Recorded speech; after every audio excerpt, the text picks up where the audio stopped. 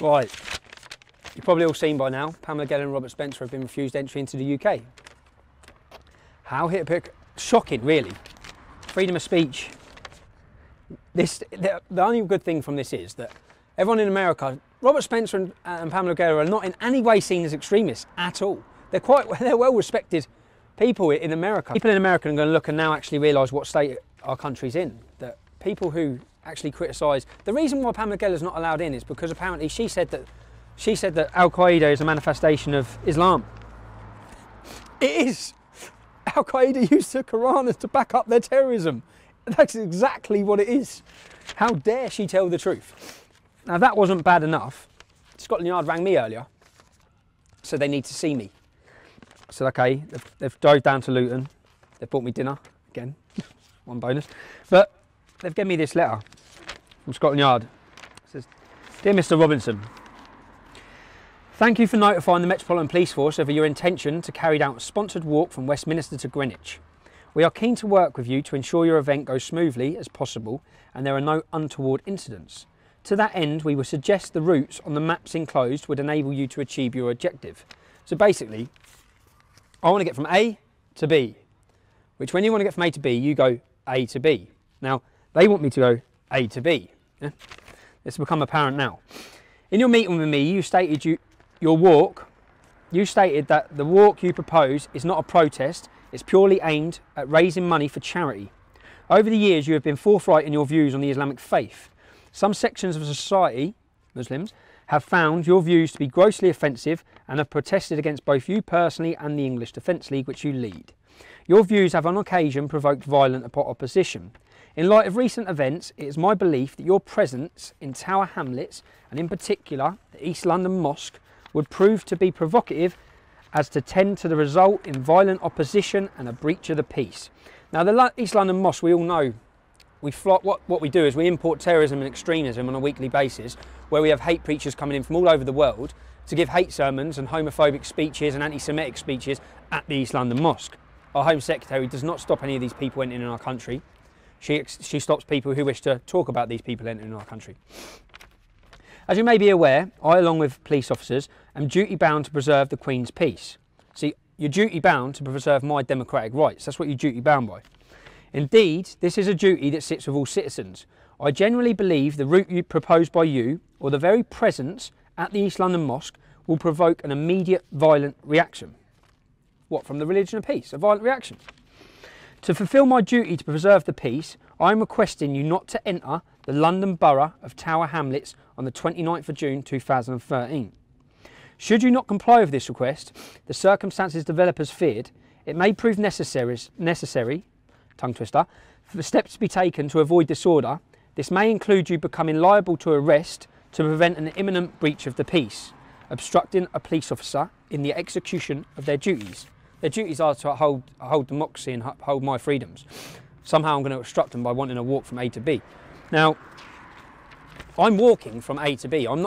The problem is, which I said to the police officers, they said it's a Muslim area. No, it's not a Muslim area. To you, it may be a Muslim area. Tower Hamlets may be a Muslim area. To me, Tower Hamlets is just another street in my capital city with great history, and I'm going to walk from A to B. Because if I surrender my rights now to you and start avoiding Islamic areas, they said, yeah, but you're at threat. And I was sitting with them in Luton Town Centre. I said, I'm at threat now. You've just walked down the road. You've seen people pull up in cars. I'm at threat every day. You know what I mean? What's the difference? This is a charity walk, which I'm going to do. Again, I'll ask you all to donate. You'll know where to donate. The things are on our website. It's payday tomorrow. That's what I wanted to say in the other video. It's payday tomorrow, so everyone gets their money. One thing's going to come out of this. I'm either going to get stopped from A to B, probably seriously hurt, or these lot are going to nick me because I'm walking it. I'm not going to walk it.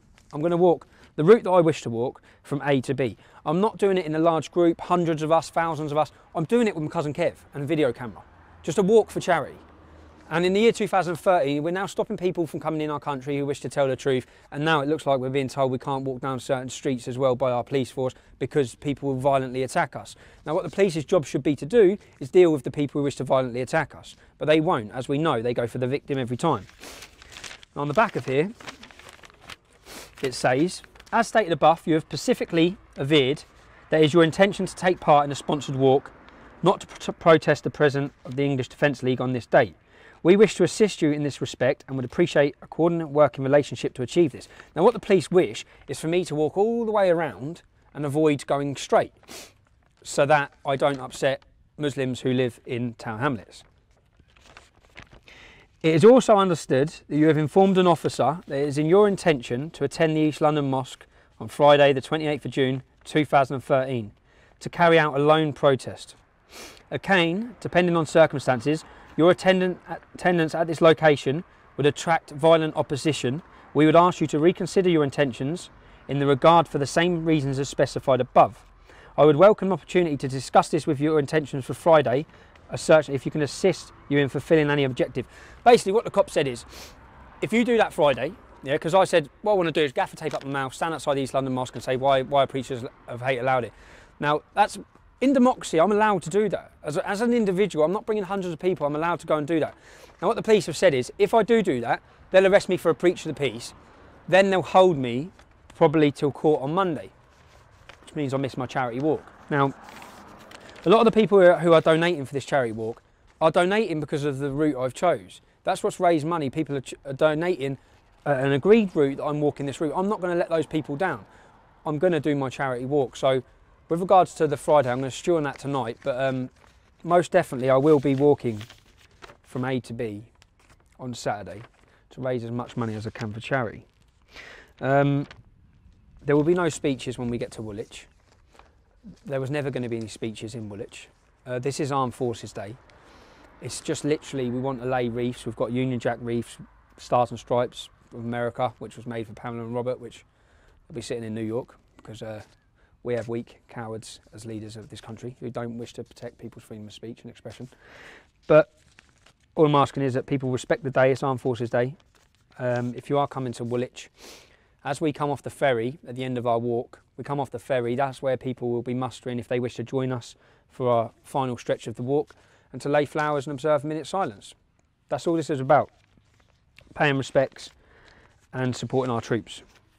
And I hope to see as many of you in Woolwich as possible, and I hope I make it to Woolwich. Saturday's going to be an eventful day. God bless.